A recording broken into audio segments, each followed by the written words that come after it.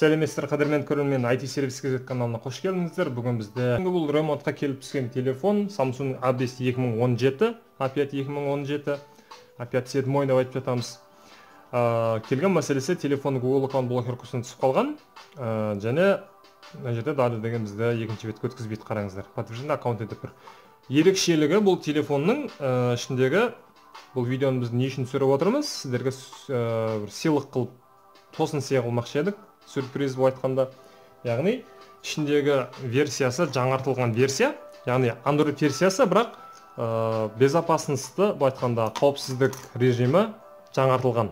Бұрынғы ескі тәсілдер бұнда жүрмейді екен.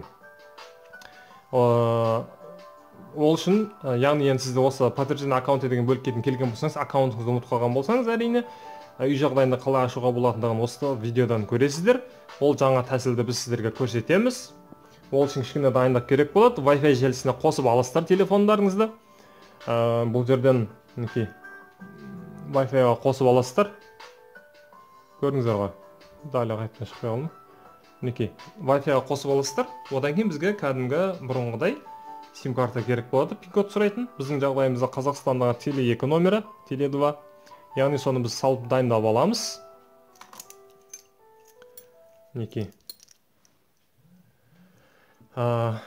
Сим-картаны біз ол үшін не істеу керек қазір көрсетеміз. Қандай жол, қандай жаңа тәсіл, қандай жаңа метод екен. Далее басылмайды. Сим-картаны саламыз. Әрине оның беті құлтанады бізде. Сим-картаның пин-коды сұрайды. Введите пин-код, разблокерку сим-карта деп. Енді бұл жерде біз ештеңе термейміз. Сим-картаны шығарған кезде өшіріп қосу кнопкасын басып телефонда құлтаймыз бетін. Құлтанды. Және бір рет жағастар, жаққан соң выход не выполнен деп осылай хабарландыру тұрады. Сим-картаның бізге қазір қажет емес. Енді қараңыздар, бұрынғы кезде, алдыңғы уақытта бізде мынандай тәсілдер жүретін. Осы белгіні, яғни осы хабарландыруды оңнан солға қарай жылытсақ болатын, немесе мына жерде настройканың және будильниктің белгісі шығатын. Енді ол ең оңайы, одан да осы белгіні, яғни осы хабарландыруды үстінен басып, кішкене бұлайын жылыту керек. Және бұл жерде настройка уведомление деген шығатын бізде. Қазір фокус дұрыс болмай қалды ма? Настройка уведомление деген болады. Осыған бассақ, кіріп кететінбіз. Яғни ары қарай кіріп кетіп, бұл жерде приложениялар шығатын, соның ең төменде YouTube болатын, YouTube-ға кіріп, браузерге кіріп кететінбіз. Ол тәсілдер жұмыс жасамайды бұнда. Бұнда басқаша. Яғни осы настройка уведомлениеден түсіріп алған соң, басқан соң ештеңе басылмайды ғой. Бірінші жерде настройканың белгісіне басамыз. Бірақ біз оған настройкаға да кіре алмаймыз. Бұны не үшін қазір түсіндіреміз. Осы настройканың белгісін баспасақ, бізде бүлтізді. Қазір біз бұл жерде бүлтізбен жұмыс жасаймыз. Осы настройканың белгісін басып аламыз бірінші. Одан кейін жерде асты ашылып кетеді. Экран ашылды. Ашылған соң перде түсіп тұр. Және бүлтізді қосамыз енді. Осыны басып болған соң сонда екі жұмыс болмайды. Бүлтізді қосып алып, одан кейін настройканың белгісіне бассаңыз да болады. Бірақ ол кезде екі жұмыс болып жатады. Бүлтізді қайтып өшіріп қосасыз. Енді жерде поиск устройства бүлтіз дейді. Доступный устройство. Телефон бүлтізі қосылған соң, бүлтізді іздейді жан-жағында тұрған бір қандай бір телефондардың бүлтізі қосылды ма деп. Және мына жерде сіздерде бүлтізі қосылып тұрған телефондар болса, мына жерде солардың аттары шығады. Енді бізде бүлтізі қосылып тұрған телефон жоқ, өйткені біз үйде түсіріп отырмыз қазір. Жұмыс барлық жер бізде мемлекеттен карантин жауып қой. Сондықтан клиенттер үйге алып келіп жатыр. Енді устройство не найден деп тұр, сіздерді іздеп табу мүмкін. Енді бұл жерде бізге керек болатын свяжитесь с нами деген жазу болатын жерде қараңыздар. Осыған басамыз. Попробуйте новые возможности деген. Төменде далее деген болады, осыған басамыз.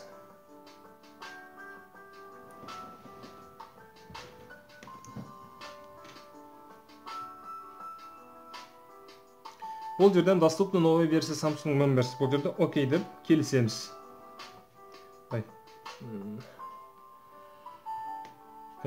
Асханада, кухняда түсіріп отырмыз видеонымыз. Тағы да ораза айы қазір, бізде Рамазан айы бір жағынан. Ораза ұстап атқандарыңыз болса, оразаларыңыз қабыл болсын. Мына жерде кішкене күтеміз, осылай обновление болып жатады. Интернеттің жұмыс жасауына байланысты енді ол да. Енді мына жерде ол бізге мынандай нәрсені ұсынады. Бұл жерде біз я прочел деген галочканы қоямыз да, мына жерде принимаю дегенді басамыз. Және кішкене күтеміз. Жоғары жақтан енді лупаның белгісіне бассақ басам екен. Жоқ, басылмайды. Ол бізге лупаны басу үшін басылмайды. Мына жерде қарасаңыздар, Galaxy Store обновить новый версия дейді. Осылай сіздерде шығуы мүмкін. Егер шықпаса, жаңағыда лупаның белгісі тұрды ғой, сол жерде Samsung Members деп жазу шығады. Сол кезде сіздер поискқа басасыздар. Яғни оны қазір көрсетеміз. Егер сіздер Galaxy Store обновить деп шықса, онда обновить деп басасыздар. Келіңіздер, атменен бассақ не болады екен? Бірақ болмайды екен, көрдіңіздер ме? Свяжитесь. Далее. Galaxy Store'да обновить ету керек, міндетті түрде ондай болса. Окей. Енді мына жерде обновить деген таңдаймыз. Окей. Загрузка Galaxy. Келіңіздер, осы процесс жүріп болғанға дейін кішкене тоқтата тұрамыз. Уақыттарыңызды үнемдеу үшін. Мінекей аяқталып жатыр. Бұдан кейін тағы да бір обновление болу керек. Өйткені бұл обновление сұраған кезде Galaxy Store тек қана бір 8 мегабайттық нені сұрамайды. Өйткені телефон қосылып тұрған кездің өзінде де Galaxy обновляется деп шыққан кезде де солай бір 20-дан көп мегабайт қылатын не. Мінекей қараңыздар. Загрузка Galaxy Store деп тағы да шықты. Мына жерде 26% мегабайт, яғни 26 мегабайт. Келіңіздер, оғанда 26%-ға жақындағаныңызды жалғастырайық. Сіздер де солай күтесіздер. Сіздердің уақыттарыңызды кішкене үнемдеу үшін. Мінекей 25 мегабайт, 26 болып установкаға кетті.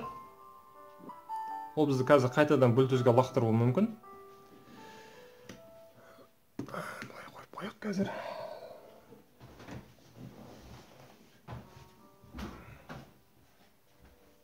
Жарық болмаса экранға да. Мінекей қараңыздар, ол бізді қайтадан Bluetooth-ға лақтырды. Енді қайтадан свяжитесь с нами дегенге басамыз.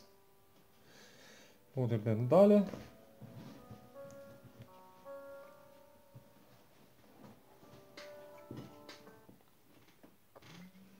Бұл жерде окей, әрине.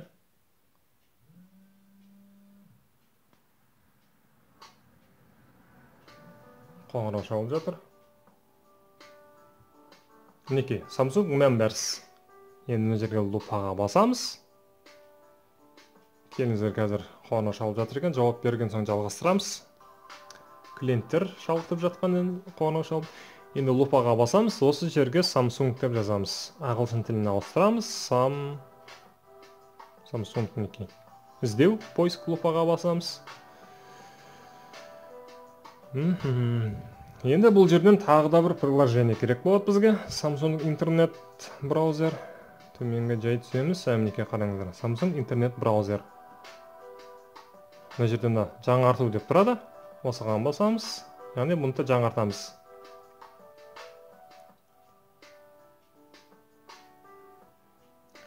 Мінекей, Samsung интернет браузер 72 мегабайт екен. Келіңіздер, мұнда да 72 мегабайтқа жақындағанда жалғастырсақ видеоны. Сіздердің уақыттарыңызды босқа алмау үшін. Мінекей аяқталып қалды.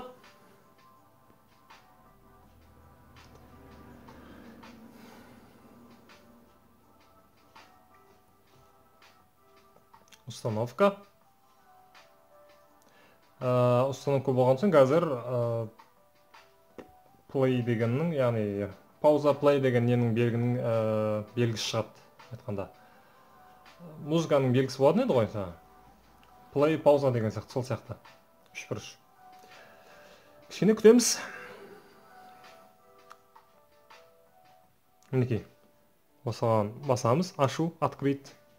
Енді біз интернет браузерге кіріп кетеміз осылай. Бұл деген жартылай жеңіс деген сөз. Лайктарыңызды аямаңыздар. Енді мына жерге жоғары жаққа біз teleyet.ru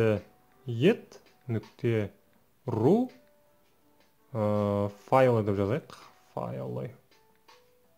Файлы деп жазамыз. Перейти деген басамыз төмендегі. Не сейчас қазірше. Файлы необходимы для снятия блокировки FRP дегенге басамыз. Осы сайтқа. Екінші қатардағы. файлы нехманделясы снятый блокер FRP. Енді бұл жерден төменге түсеміз де, төменнен екі файлды жүктейміз. Ол бірінші Quick Shortcut Maker скачать.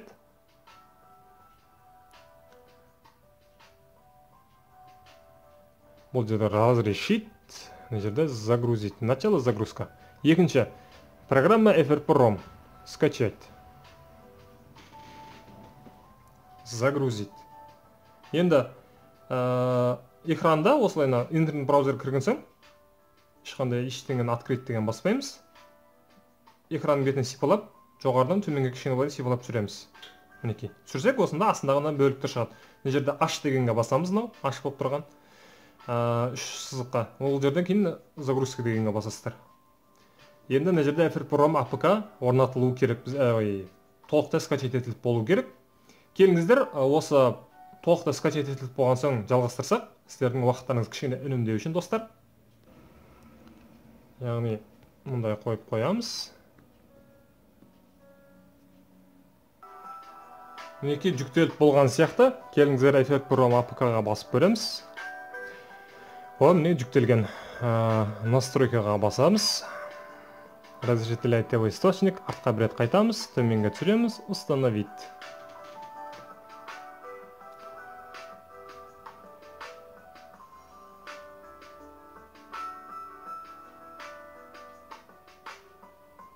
Установка болғанын күтеміз енді осыны.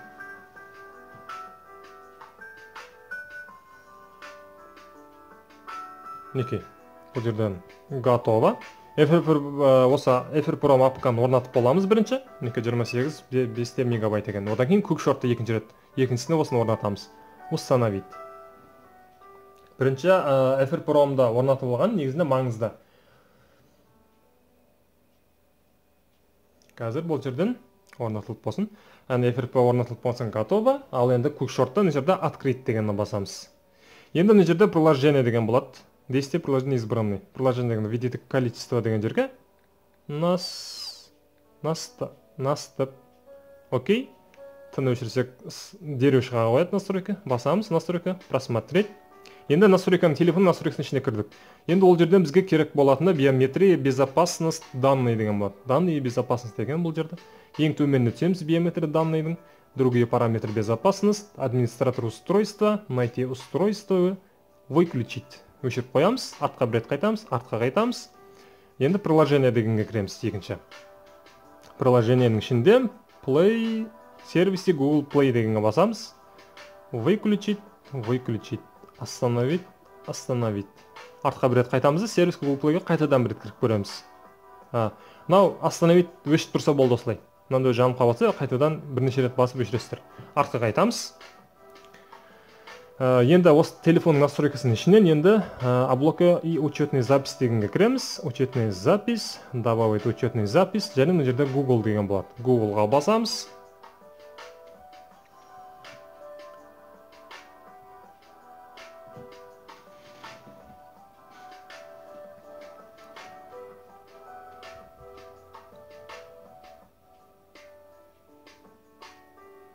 Кішкене күтеміз.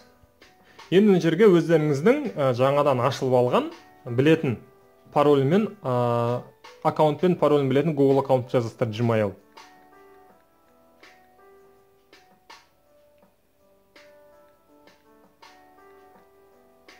Мінекей, аккаунт жазылған соң, далені басамыз.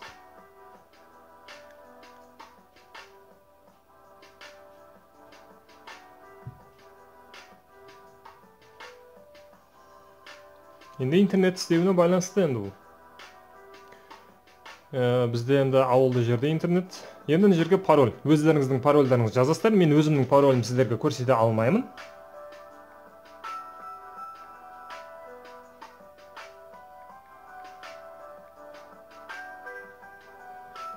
Мінекей пароль жазып болған соң, далені басамыз. Android 7, Android 10 сияқты, Android 9 сияқты бәлкім. Мына жерде принимаю. Осылай телефон настройкасынан аккаунт жазамыз біз енді. Жаңағыдай файлдармен жазылмайды екен. 15 минут болып жатыр бізде.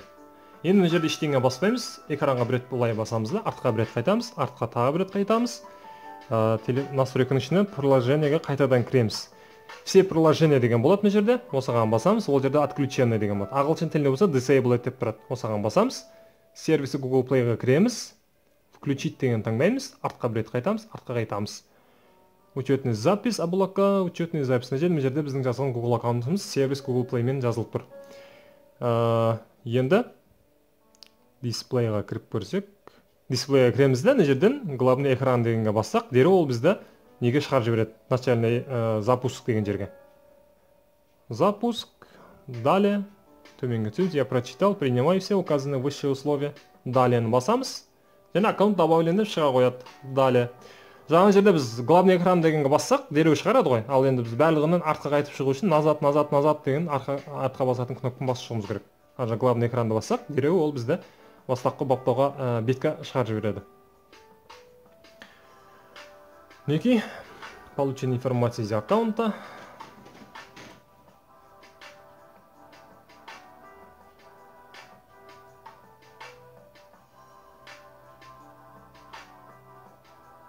Келіңіздер былай істесек, подождите дейді.